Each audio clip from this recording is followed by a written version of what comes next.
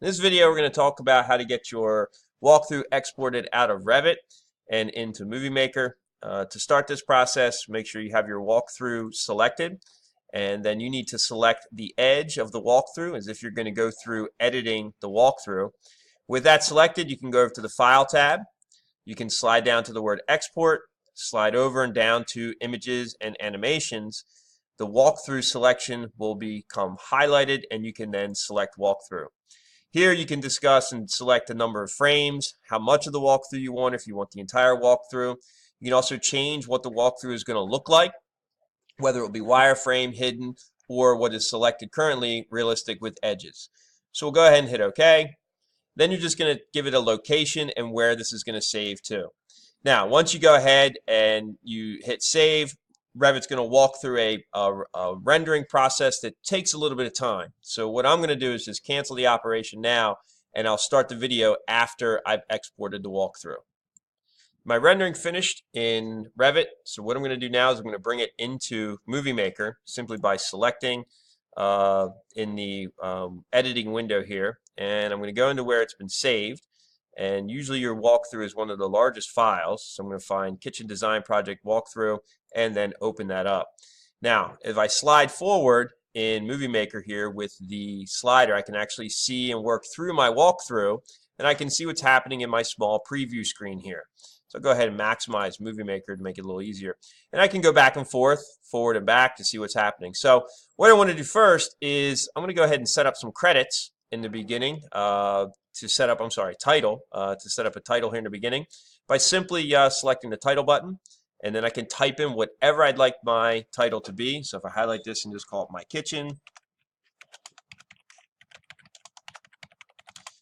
Design, and then of course your name would be underneath of here, and then whatever else you think would be a important aspect here in the beginning of your credits. If I were to then come down and hit play, this is what it's going to look like. You can see it fades in because that's the certain effect that's set up. Then it's going to go into the movie. It fades out and then starts into my walkthrough. As it's going through the walkthrough, if I actually get to a point where I want to embed an image, like one of my renderings, which I believe there's going to be one here of the living room, you're going to go ahead and find that point, and then I'm just going to hit stop or pause. And then what I need to do here is break this film strip. So to go ahead and set up the break in the film strip, you go to the Edit tool. While this is selected and this slider is in the proper position, hit the Split tool. What that now does is it breaks this into two places, so I can add an image at that point.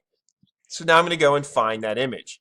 So what I'll do is I'm going to go ahead and hit File, and I want to import. Well, let's see here. Sorry, you can hit Add Videos and Photos. Once I select that, I go into where I'm going to see my images. And I'm actually going to go ahead and select most of them. So the kitchen one's going to come in, so I'm going to open that. I'll go back in to add those other ones. I'm going to get the living room. I'm going to go and add that one. And then I'll go back in and I'll get the last one, which is the dining room rendering, and I'll add that into my video. So I can actually now see the images that I'm going to want to move around. This image really should be set into this split. So I just grab it, hold down my left mouse, drag it, and drop it. Then I can take my movie back and hit play, and I can see what this is going to look like when it changes to the next view. And I can see what it looks like, a little HD TV symbol here on the TV. And then it's going to slide back into my walkthrough. So with that set up, I can start to see distances and time. Looks like this rendering might have been sitting on there for a little too long. If I wanted to change the actual duration, I can change the length that is actually set up here. If I go back into the edit mode, right now it's a 7-second view of this particular image. If I want to change that and say, well, we don't really want to look at for that long, we'll make it 5 seconds. So then as I slide across, that's going to be 5 seconds.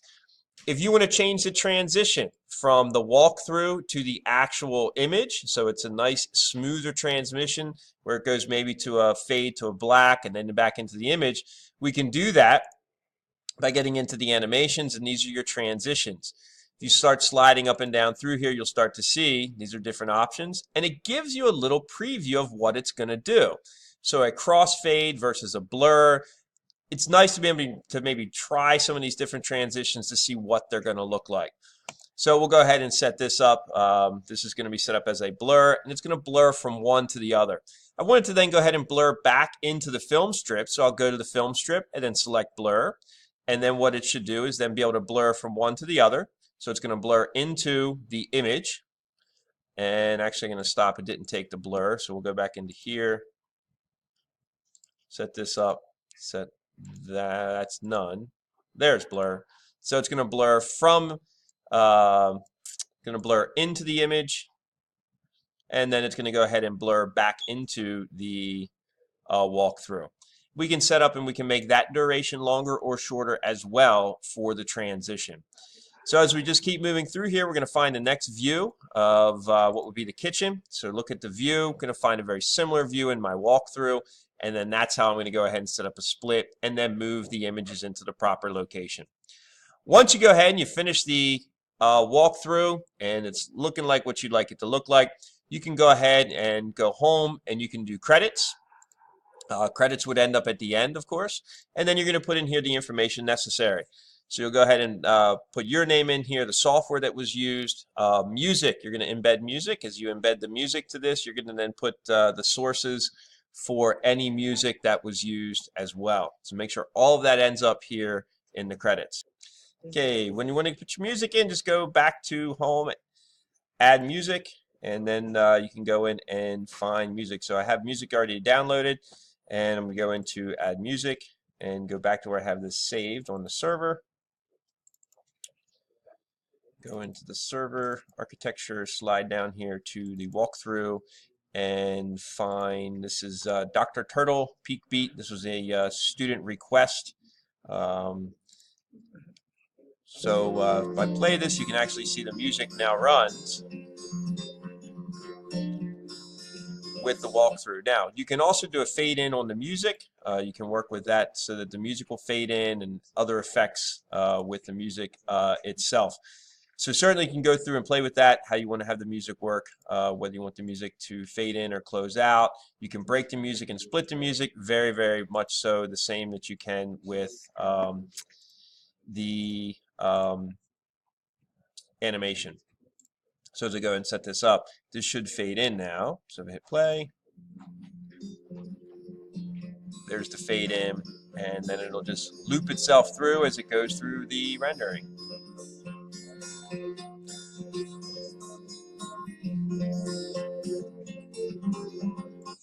Run this to the back of the credits here. And of course, make sure we add all necessary information to the credits.